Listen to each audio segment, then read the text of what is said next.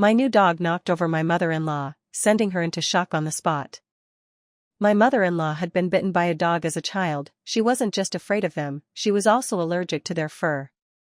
After she recovered, she demanded, "Get that dog out of this house. I won't have it here." I refused. "This house can do without you. It cannot do without my dog." Enraged, she not only called a family meeting but also started a live stream to cast me, the wicked daughter-in-law, out of the family. What she didn't know was that I had been waiting for this day for a very, very long time. I had just booked a flight to Silverwood City for a vacation when my mother-in-law's call came through. Her voice was thick with tears. "Chloe, I fell and broke my leg. I'm at the hospital, and the doctor says I'll be here for at least a month. You have to come." "I can't, Mom," I said calmly. "I'm busy." "You should hire a nurse." There was a stunned silence on the other end. "Chloe, what could you possibly be busy with?" she asked, her voice laced with disbelief. "I'm going to Silverwood City tomorrow for a vacation. The tickets are already booked." Another pause. "Chloe, can't this wait? Go on your trip after I've recovered. Mom will even give you a $3,000 bonus for your trouble." My resolve was firm. "No. I've already made plans with a friend. I can't cancel." I hung up and started packing. Not 10 minutes later, my husband, Leo, called from his business trip abroad. I didn't need to guess who had told. He was gentle, trying to reason with me. "Honey, Mom's fall is pretty serious. I'm really worried about her. For my sake, could you please take care of her for a while?" My answer was the same. "Hire a nurse for her. I'm not a professional. A nurse is a better choice." Leo was clearly displeased but kept his tone even. "But you're her daughter-in-law. She dotes on you. Can't you just go for a couple of days? I'll hire a nurse too." He was right. In the 5 years since I had married into the Liu family, my mother-in-law, Eleanor, had treated me with incredible affection, like I was her own daughter. I hadn't worked a day since the wedding, my time filled with shopping, manicures, and watching television. She gave me $2,000 a month for pocket money, and Leo gave me another too. I was free to spend it however I pleased. Her generosity wasn't just financial. She pampered me in every way. There was a famous old shop in the east end of the city that made shrimp dumplings I loved. The line was always hours long. But my mother-in-law would drive 2 hours and wait in line for 5, just to buy me a $3 basket of them. Leo went on and on, listing all the ways his mother had been good to me, better even than to him, her own son. But I stood my ground. "The hospital has nurses. She'll be fine." Leo sighed heavily. Seeing he couldn't persuade me, he tried a different approach. "All right, how about this? Just go see her at the hospital tonight, and then you can leave for your trip tomorrow. She's hospitalized. It doesn't look good if her daughter-in-law doesn't even show her face." "I'll call her about it," I said dismissively. Another call came in, and I quickly ended my conversation with him. That afternoon, I finished packing. That night, I turned off my phone and had the best sleep I'd had in a long time. I didn't turn my phone back on until I had landed in Silverwood City. The first thing I saw was a 1,000-word essay from my mother-in-law, asking why I hadn't even visited her, followed by a long, guilt-inducing account of how wonderful she had always been to me. I replied with only a few words, "I just didn't want my plans disrupted. I wish you a speedy recovery." A short while later, a long message from Leo arrived. The core message was the same: his mother was a wonderful mother-in-law, and while he didn't expect me to be perfect, I should at least show basic filial piety. He asked why, over and over again. He said I wasn't like this before, that I used to treat his mother like my own. He didn't know I was pretending. Of course, I would never tell him. I stayed in Silverwood City for a month. By the time I returned, Eleanor was already home from the hospital, but a serious injury takes time to heal. She was bedridden and needed constant care from a caregiver. We rarely saw each other, except when she was wheeled out to the veranda to get some sun. One day, she couldn't hold it in any longer. Chloe, did I do something to upset you? I looked at her, feigning confusion. Mom, why would you say that? After my trip, she had become noticeably cooler towards me. She adopted a humble tone. It's just, you didn't come to the hospital. Was there a reason? I was just in a bad mood during that time, I said vaguely. A wave of relief washed over her face, and she smiled. Oh, I was so worried I'd done something wrong. Going on a trip when you're in a bad mood is the right thing to do. I gave her a weak, perfunctory smile, which made her beam even more brightly. That night, I was fast asleep when her call woke me from a deep slumber. Chloe, can you come over quickly? I need to use the restroom, but the caregiver had a family emergency and had to leave. I have no one else to ask. Her voice was pleading. I mumbled, half asleep, and hung up, immediately drifting off again. A moment later, the phone rang again. Annoyed by the interruption, I hung up. But she called right back. Exasperated, I blocked her number. A few minutes later, a voice call from her WeChat came through. I ignored it and blocked her on that app as well, then turned off my phone for good measure. I slept until the sun was high in the sky. I was woken by the sound of heart-wrenching sobs coming from Eleanor's room, mixed with Leo's voice on speakerphone, trying to comfort her. Mom, I'll talk to Chloe, please stop crying. I'm calling the caregiver now, I'll have her come over immediately. I have been nothing but a good mother-in-law to her. Eleanor wailed. Why is she treating me like this? She wouldn't even help me to the bathroom. Is her heart made of stone? And after I treated her like my own daughter. She cried for a long time.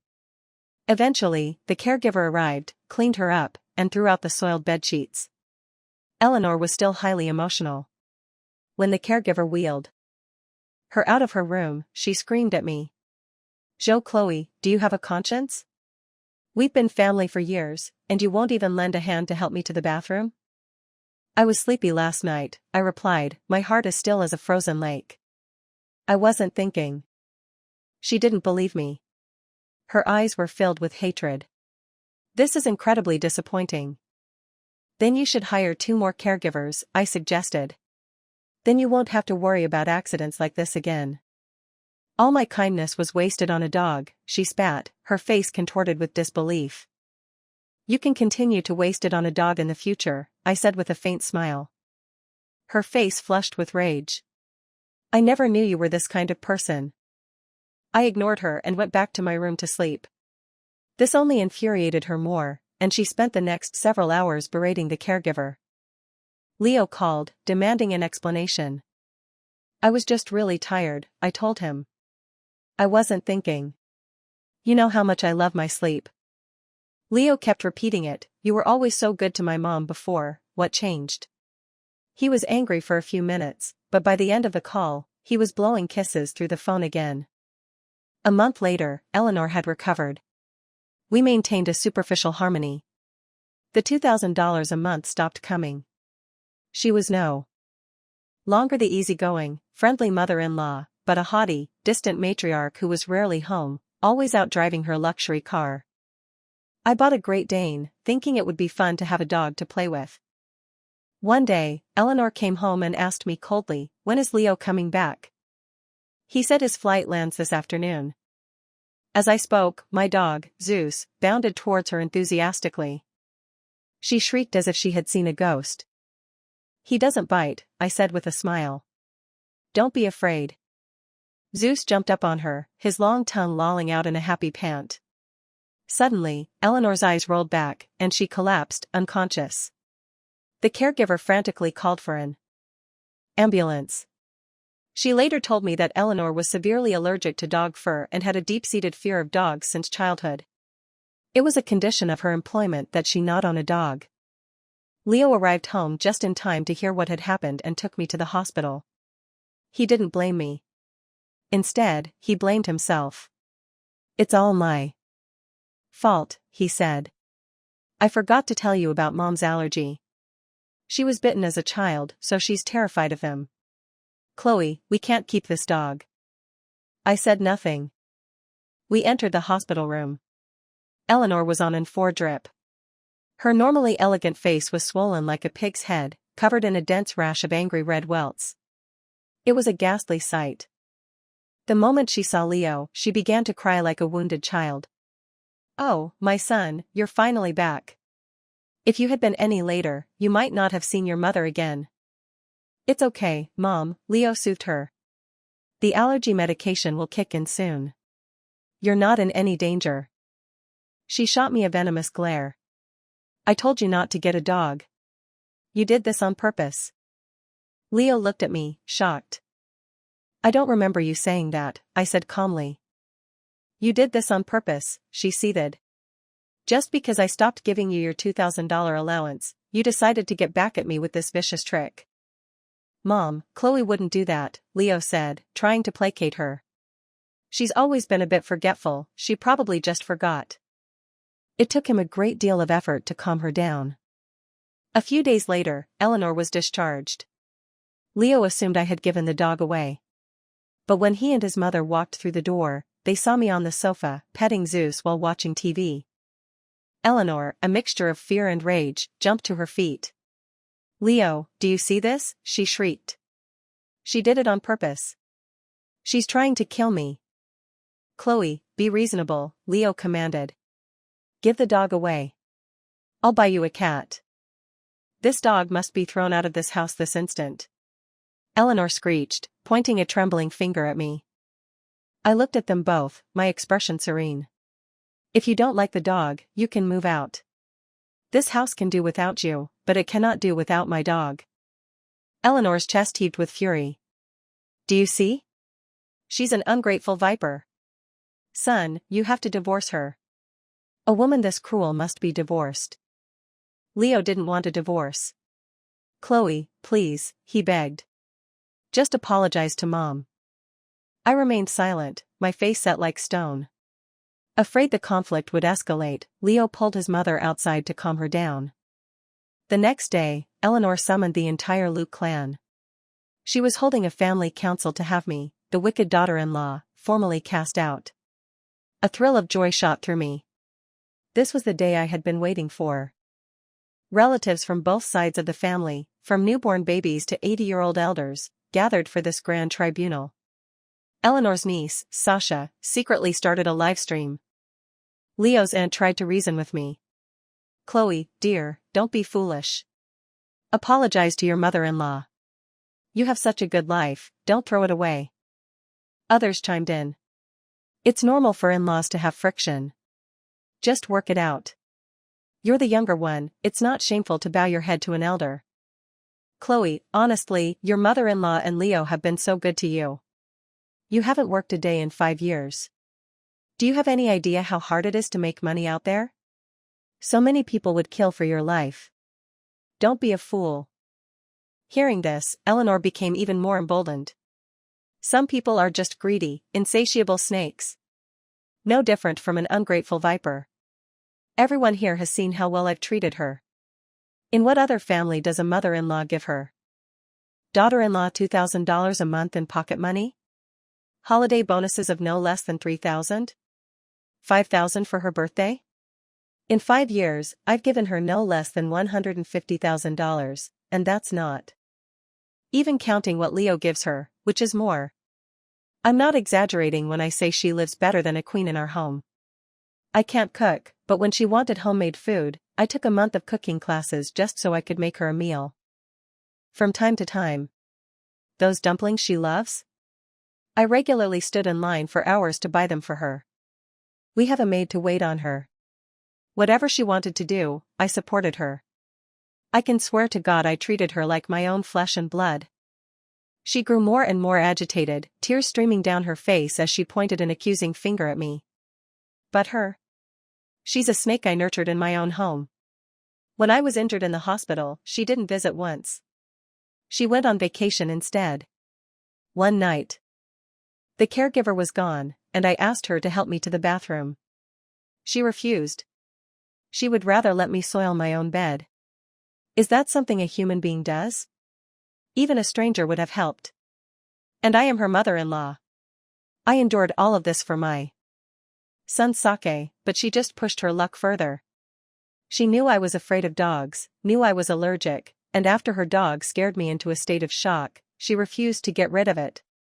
She even told me to get out of my own house. Is that something a human being does? She's been married to Leo for 5 years and hasn't even had a child. I never pressured her, I even comforted her, telling her it was fine as long as she and Leo were happy. She has no gratitude. To call her wicked is an understatement. Eleanor's relatives turned on me. Chloe, what happened to you? You used to be so nice. This time, you're really in the wrong. Your mother-in-law treated you like a daughter, you should treat her like your own mother. Chloe, if you throw away this marriage, you'll never find a family this good again. Leo, caught in the middle, pleaded with me. Honey, just say you're sorry. Please? Don't let things get this ugly. We can still have a good life together. I did nothing wrong, I said, my voice firm. Why should I apologize? Leo stared at me as if he were seeing a stranger. He frowned, bewildered. Chloe, why have you become like this? This isn't who you are. Eleanor let out a sardonic laugh. Some women are just like that, insatiable, ungrateful vipers. No matter how good you are to them, it's never enough. A person who doesn't know gratitude isn't worthy of being called human. She only knows how to take, never to give. I wasted my kindness on an animal. At that moment, the livestream viewers surpassed 100,000. Sasha was a popular influencer with 3 million followers, but her usual streams only garnered a few thousand views. Today, the drama of a family war had drawn a massive crowd. The comment section was a torrent of abuse aimed at me. This Chloe is so ungrateful. Kick her out. I'll take that amazing mother-in-law. Some women these days have no idea what they're worth. Taking tens of thousands a month and still treating her mother-in-law so horribly. She doesn't deserve to be human. You could beat a woman like this and she wouldn't learn. Get rid of her. I'll marry Leo. For that much money, I'll be the most obedient wife in the world. Leo, you choose, Eleanor declared, her voice ringing with fury. If you don't divorce her, I will disown you. You won't get a single penny of my $500,000 savings. If you divorce her, it's all yours. With your looks, your status, your wealth, you can find any woman you want. I'll introduce you to someone 1,000 times better than Joe. Chloe. Leo didn't want a divorce. He pleaded with me one last time. For the sake of everything we've had together, can you just bow your head this once, for me? Leo was 4 years older than me. He was a senior when I was a freshman. I was the one who pursued him, he was handsome and had no shortage of admirers. I managed to win him over by deliberately getting him drunk one night, and after a night of recklessness, we were together. 9 years had passed. He had only grown kinder to me, our bond different from others. He wasn't a philanderer, despite his wealth and good looks, his devotion to me had only deepened. Seeing my silence, Leo grabbed my hand again. Chloe, can we please just live our lives? Just say you're sorry, and we can move out and live separately from Mom. That's all it takes. Just when I'm sorry, please? I pulled my hand away and looked at him, my face cold. I did nothing wrong. I will not apologize. It is your mother who has wronged me. Eleanor laughed as if she'd heard the world's greatest joke. I wronged you? How have I wronged you? You little bitch, you're quite skilled at turning the tables. My gaze sharpened as I locked eyes with her. You know better than anyone why I haven't had children. Her eyes flickered with panic for a split second before she masked it. How would I know? Stop trying to blame me. In any case, I will absolutely not accept you as my daughter-in-law anymore. You secretly gave me contraceptive injections, making it impossible for me to get pregnant for years, I said, my voice resonating through the silent room. You claim to have treated me like your own daughter. Is this how you treat your own daughter? Chloe, what are you talking about? Leo looked at me, horrified. He couldn't believe his mother, the kind and gentle woman he knew, would do such a thing. I'm calling the police right now. Eleanor shrieked, fumbling for her phone. I'll sue you for slander. Leo tried to stop her, but she thrashed wildly, screaming at him, "Who do you choose? Her or me?" "I want both my wife and my mother," Leo said, his voice filled with anguish. Eleanor, overwrought, tried to slam her head against the wall but was restrained by relatives. I calmly took out my phone and projected a video onto the living room wall. All eyes turned to the screen. The video showed me unconscious in bed after being drugged by Eleanor. Then, another woman appeared, a Dr. Chen, who stealthily administered an injection. Eleanor's voice, triumphant, could be heard. "Thank you, Dr. Chen. How long will this be effective?" "Up to 13 years, at most," the doctor replied. "If you're worried, you can give her another shot in a few years." The video ended. Eleanor froze, speechless. "Mom, why?" Leo's eyes were red, filled with incomprehension. "Why would you do this?" Leo desperately wanted children. Though he never mentioned it for fear of pressuring me, the supplements he bought me were always those that aided fertility. He had even gone for checkups himself. Terrified the problem was his. When I asked him once if he would divorce me if I couldn't conceive, he had told me without hesitation that he would never, that we could adopt if we had to. I thought you two had just gotten married and should enjoy your time together," Eleanor stammered. "And besides, Chloe is not an honest woman. She has secrets." "What secrets?" Leo demanded, his gaze now laced with suspicion. Eleanor stared at me, unable to form a coherent sentence.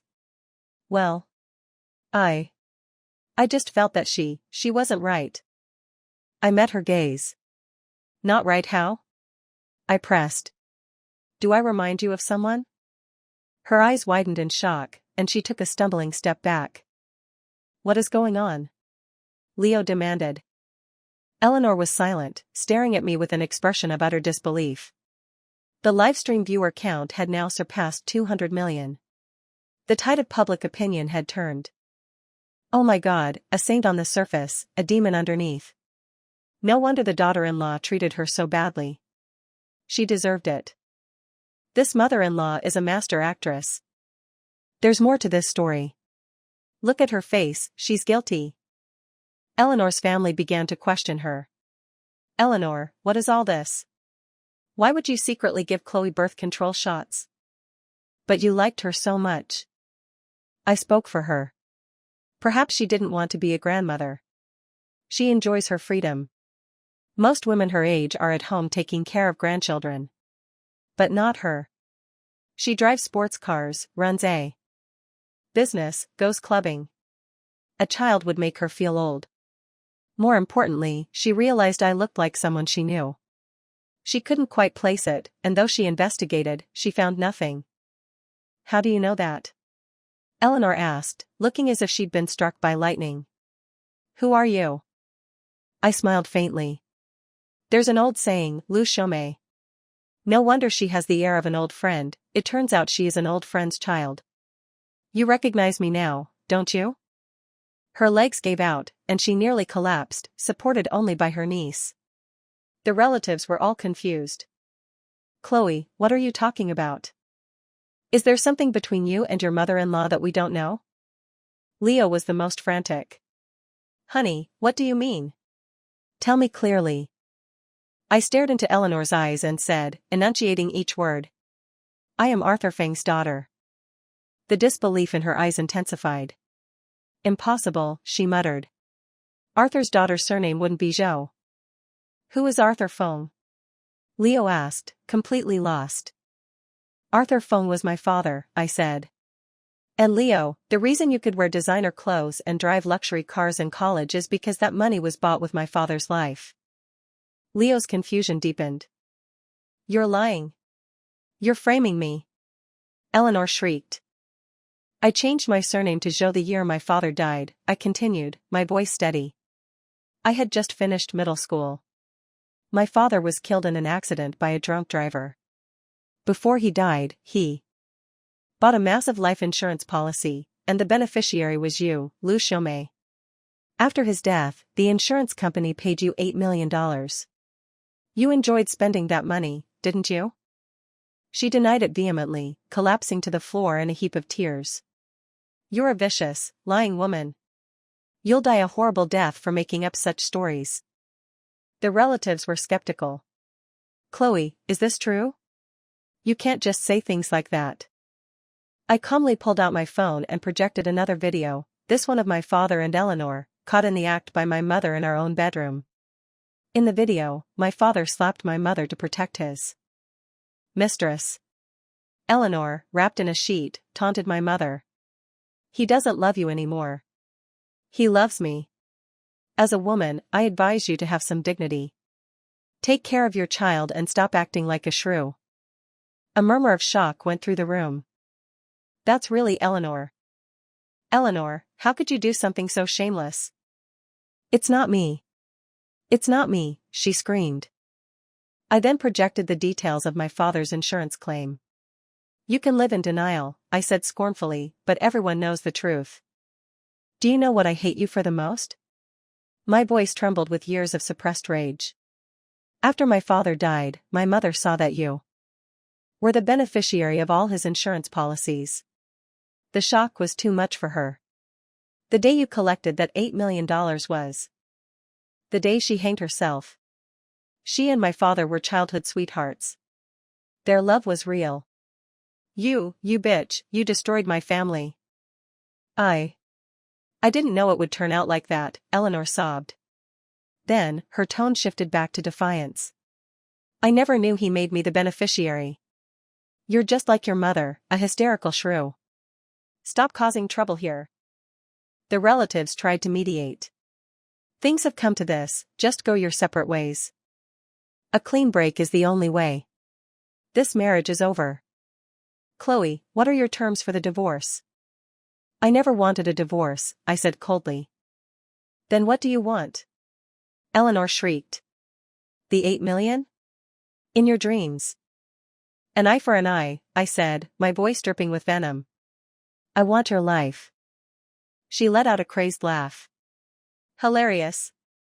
You think you can take my life? Your mother couldn't do anything to me, what makes you think you can? Mom. That's enough. Leo roared, staring at her with utter incomprehension. Why did you do all this? Son, she softened, don't listen to her lies.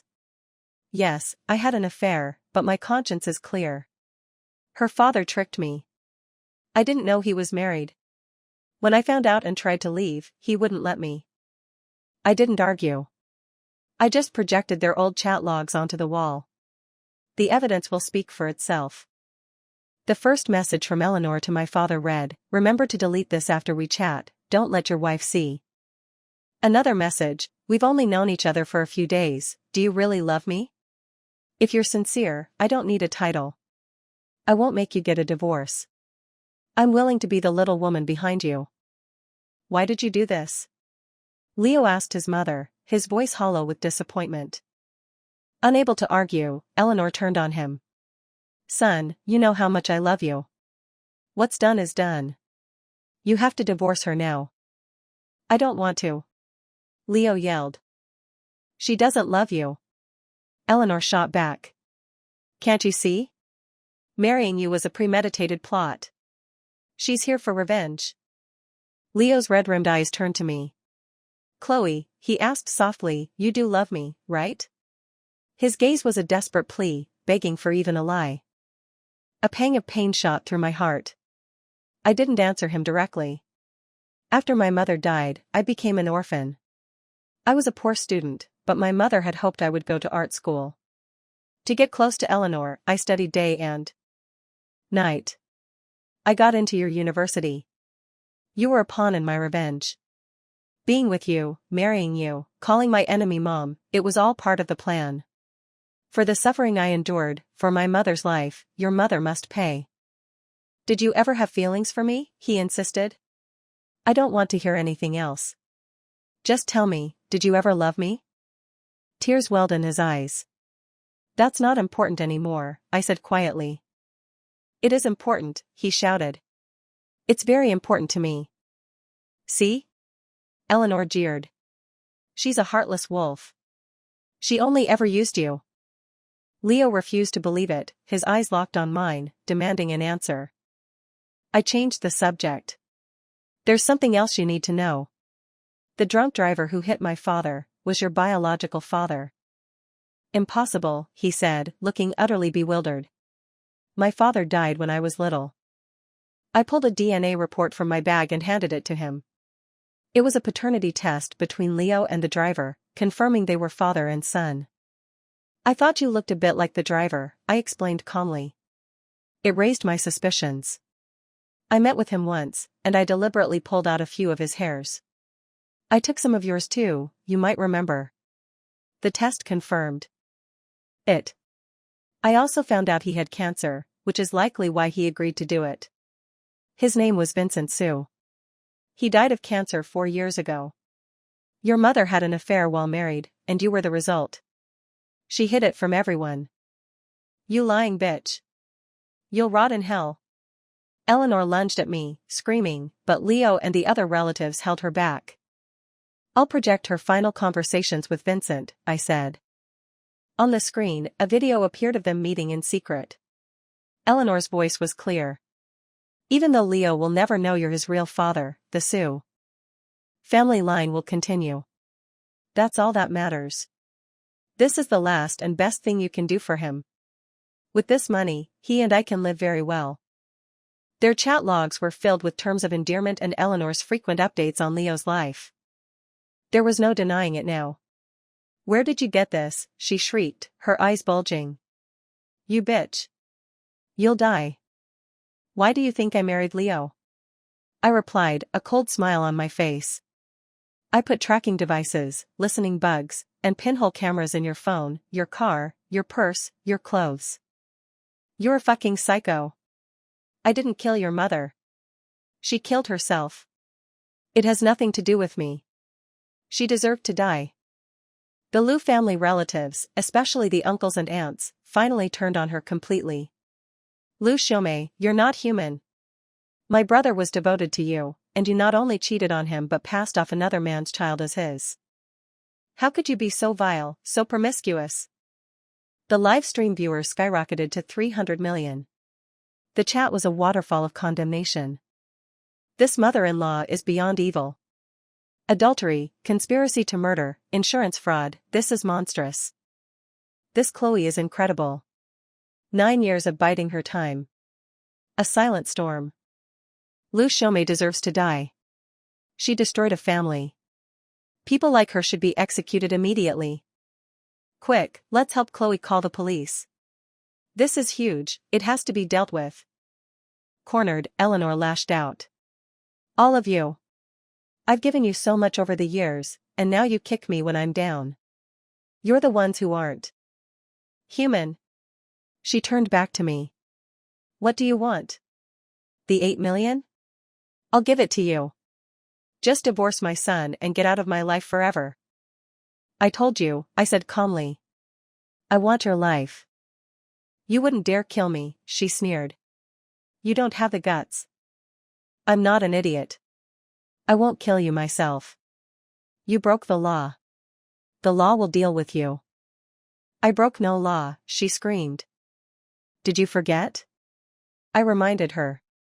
The bugs. The cameras. I also found out about some of your other activities. Like being a mistress to several other wealthy old men. And a club you opened with a man named Sue, the one that specializes in trafficking underage girls for sex. I projected the evidence onto the wall. The room fell into a stunned silence. Even Eleanor's own mother cursed her in disgust. She was a pariah. She glared at me, her eyes filled with venom. If it weren't for me, she would have lived out her days in opulent comfort.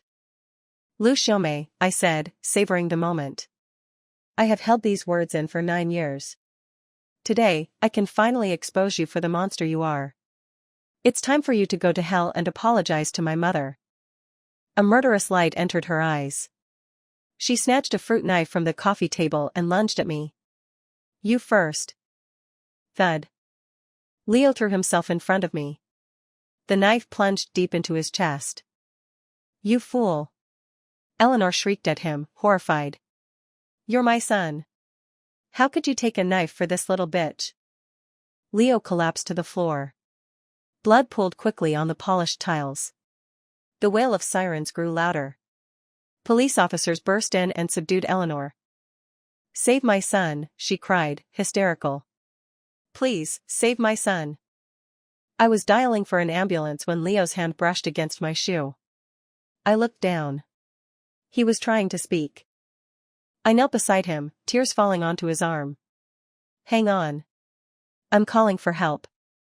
You have to hang on." I hated his mother. I hated his father. But I could never hate him. He managed a weak smile. "Ouch. Chloe," he gasped. "I really do love you. I'm sorry. For what my mother did.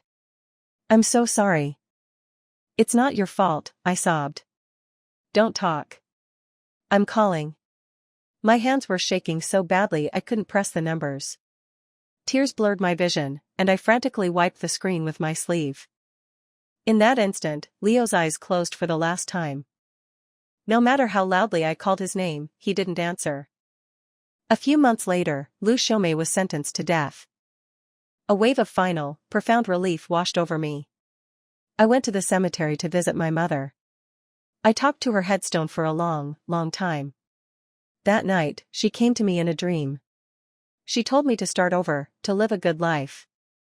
I listened to her. I found a new job. I bought a small house. The sun rises, and the sun sets. A quiet life of peace and sufficiency. The end.